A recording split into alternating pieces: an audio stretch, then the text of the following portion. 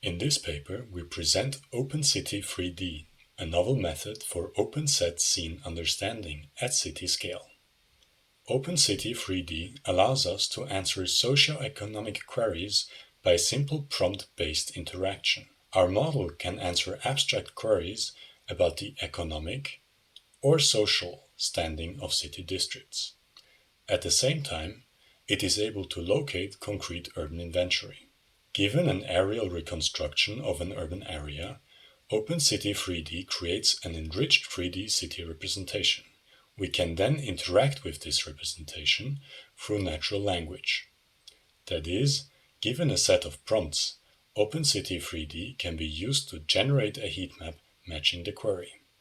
Our method is enabled by recent progress in 2D vision language models. These models map text and image to the same feature space, thereby allowing us to directly compare them by comparing their features. For instance, the phrase football stadium would be close to an image of a football stadium in feature space. In OpenCity3D, we use SIGLIP as VLM. Recent work such as OpenScene has demonstrated impressive results by aggregating those 2D features in 3D. They were not only able to detect objects, but also to infer object materials, such as highlighting metal components, and answer abstract queries, such as pointing out a place to sit. OpenCity3D takes this concept to city scale. Inspired by their work, we create a 3D city representation that can be queried with human language, and explore how much vision language models understand about urban environments. This opens up a series of interesting new tasks that can be solved with computer vision. Concretely, we can extract socioeconomic insights by simply prompting our model, and, conversely, test the foundation model's knowledge of urban landscapes. The OpenCity3D pipeline consists of two stages. In the first stage, we prepare a feature-enriched point cloud from the input city model. In the second stage, we use this point cloud to infer point-wise scores for a specific query. To prepare the scene, we first render a collection of RGBD images using the input reconstruction. For this, we sample camera perspectives randomly. Next, we use the segment anything model to segment the rendered images. To allow multiple scales of objects to be represented, we maintain SAM's segmentation hierarchies throughout the feature computation. For each segmented mask, we then create a cropped image in which we highlight the object with a red outline. At the same time, we reduce the opacity of the background. This form of visual prompt tuning aims to focus on the object while retaining information about the background. We then use SIGLIP on the augmented image crops to obtain one feature per mask. Lastly, we project the 3D points of the original reconstruction onto the segmented image. To determine whether a 3D point is visible within a certain mask, we use the rendered depth. We then assign each 3D point the average of the features of all masks it was visible in.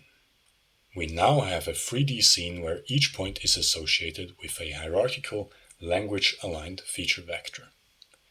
Now we can use this representation to infer a point-wise score given a textual query. To do so, we prepare a positive prompt and one or more negative prompts, which we map into the feature space with SIGLIP.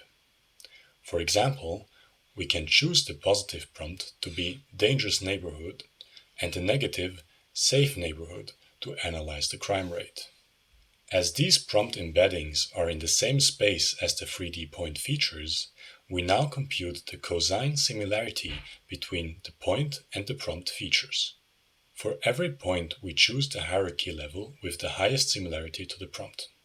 Lastly, we compute the final score as a similarity to the positive prompt normalized by the sum of similarities of all prompts.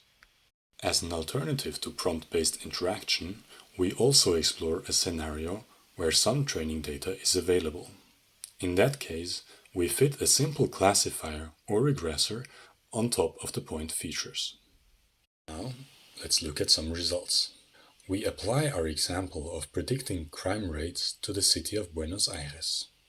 Characteristically, the northwestern map area is covered by informal settlements, whereas the southern half is adjacent to the financial district. The heat map extracted from OpenCity3D matches our intuition of the danger level. It also correlates with the officially registered number of crimes per square meter. Next, we study property price prediction. We use the prompt's expensive property versus affordable property to estimate sales prices of 1,260 homes spread across 7 cities in the United States. OpenCity3D is able to achieve a 0.4 Spearman correlation with prices recorded publicly by the real estate marketplace Zillow. If we use 30% of the data as training data to fit a simple regressor on top of the point features, the correlation passes the 0.5 mark. Here, we experimented with a k-nearest neighbors classifier as well as a off-the-shelf light gradient boosting machine, also known as LGBM. In a similar fashion, we rate the age of over 19,000 buildings in 7 cities in the Netherlands. We compare the results to official cadastre data and achieve a 0.45 correlation through prompting and over 0.7 with a trained LGBM model. Qualitative results in Buenos Aires also indicate that vision language models can distinguish between industrial and residential areas, that they can detect not only large structures such as train tracks, but also unique monuments and other points of interest. In conclusion, our results suggest that vision language models exhibit significant potential for urban scene analysis. Thank you for watching, and make sure to check out the paper, the project website, and the code.